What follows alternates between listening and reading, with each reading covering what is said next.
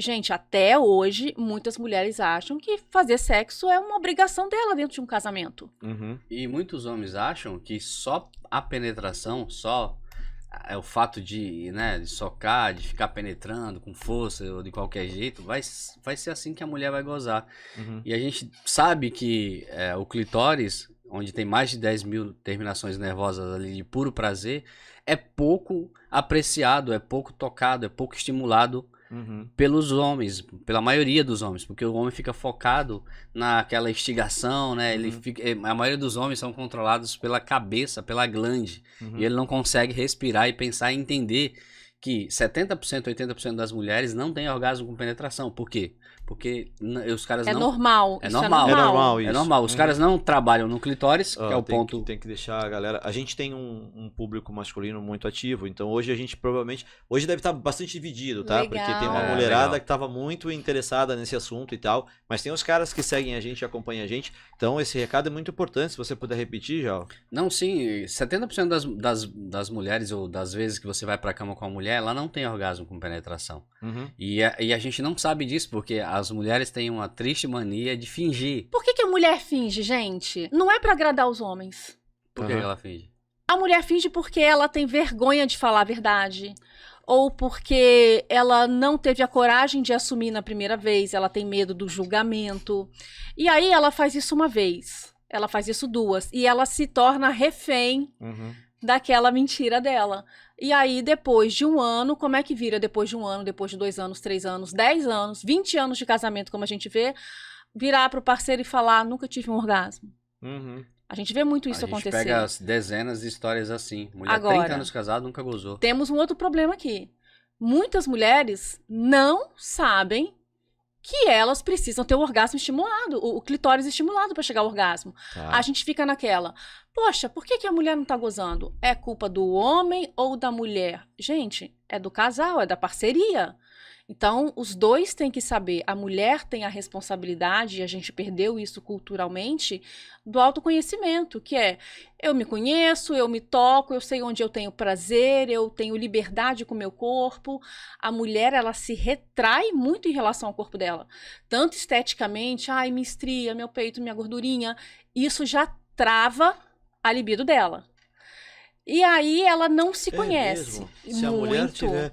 E a gente tem um padrão Brasil, né, nacional, de que a mulher tem que estar com aquele shape e tal, né? Então a mulher que não se acha nesse padrão de beleza que a televisão muitas vezes impõe, ela sofre com ela mesma e acaba perdendo a libido por esse motivo. Sofre, e ela vai porque pro não sexo... quer se mostrar, talvez? Ela vai pro sexo muitas vezes travada. E aí tem a dificuldade. E aí ela tem essa dificuldade. A mulher que vai pro sexo travada não tem liberdade. A mulher precisa, pra gozar, ela precisa relaxar. Se ela não tá relaxada com o próprio corpo, e se ela não consegue, se o parceiro não consegue dar uma devoção suficiente pra que ela relaxe e se entregue pra ele, como é que essa mulher vai gozar? Vamos pra um exemplo clássico aqui? Sexo oral. Muitas mulheres... Acontece. Vai falar de sexo oral aí, ó. O pessoal quer saber. Não, pior que é um amigo, cara. Ele já quer saber, ó. Como é que faz oral direito aí, né? Meu Deus do céu. Fala pro teu amigo que ele vai aprender sobre oral agora. Isso é interessante. Muitas mulheres não gostam, mas deixam o cara fazer. Pensei que não gostam. Contrário. Muitas mulheres não deixam o cara fazer. E, na verdade... Por 2 motivos. Às vezes porque o cara não tá fazendo do jeito que ela gosta e ela não conduz ele. Segundo, porque ela tá preocupada com o cheiro, com o pelo encravado, com a depilação. Com o cheiro dela mesma. Com o cheiro dela mesma.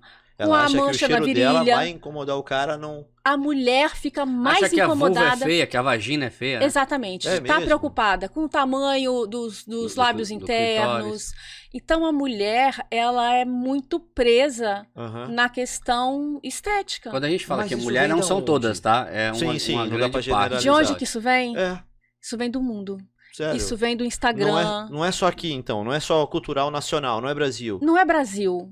É porque cada lugar vai ter o seu padrão. E, infelizmente, padrão é uma coisa que oprime as pessoas.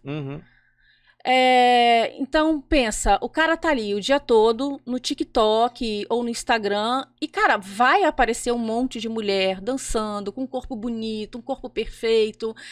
E a mulher, ela olha aquilo e ela pensa, cara, eu não tenho condição de ser, eu não tenho condição de ser isso, de passar isso, de vivenciar isso.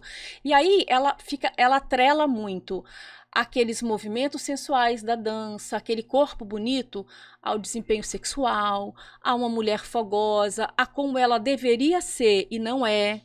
E muitas vezes, o que acontece? Essa mulher na cama, que parece muito bonita, muito fogosa, que sensualiza, quando chega na cama, como que essa mulher costuma ser? Porque ela manda mensagem pra gente, travada também. Sério? O corpo dela, por fora, todo mundo acha que a mulher é o avião. E na cama, bonitas, ela não goza. E tem mulheres bonitas também. Outro dia eu vi umas modelos lá nos nossos comentários. Aparece, gente. Eu falei, cara, a mulher nunca gozou na vida. Mulher, corpo escultural, beleza, modelo que desfila, a gente tem orgasmo. A gente faz uma associação errada. As mulheres fazem uma associação muito errada. Mas a gente pode dizer, eu como leigo aqui, posso dizer que parte disso, ou uma boa parte disso, é culpa da própria mulher? Cara, eu não diria que é culpa da mulher, mas eu digo que ela tem a oportunidade de mudar. Sim. E eu digo que ela tem uma responsabilidade por permanecer frustrada com isso. Por quê? Porque se isso tá me desagradando, se eu vivo infeliz com isso, eu acho que, como o Jal falou, o objetivo da nossa vida aqui é melhorar a cada dia. Eu acho que quando uma pessoa se sujeita a viver com essa frustração, isso se acumula e um dia se manifesta como uma doença psíquica, uma doença somática, uma gastrite, isso vai.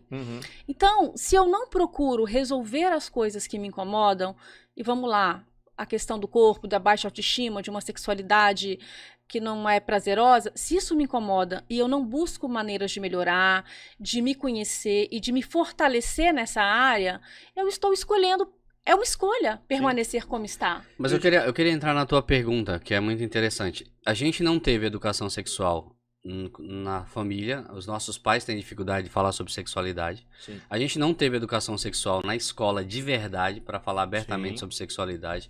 Algumas igrejas, algumas religiões também maqueiam e não falam sobre sexualidade. Então você vai aprendendo as coisas na raça, no esforço, com nem instinto. Nem aprendendo às vezes, só fazendo. Só fazendo, no instinto, na raça.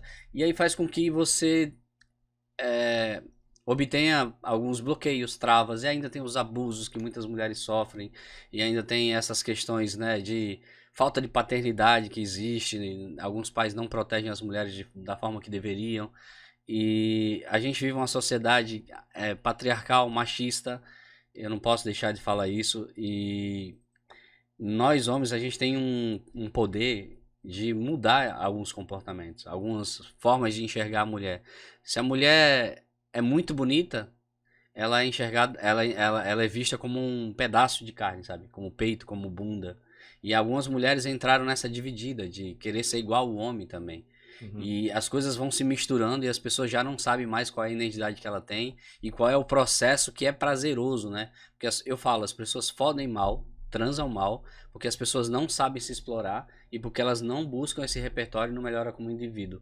Se as pessoas buscarem isso, eu sei que muitas pessoas têm travas, bloqueios, situações no passado, a maioria das pessoas tem um passadozinho sexual meio que ordinário. Sempre tem uma que... coisinha pra você melhorar, uma coisinha pra você resolver que lá atrás te deixou meio um amigo que riu de você, falou, que o pinto é pequeno.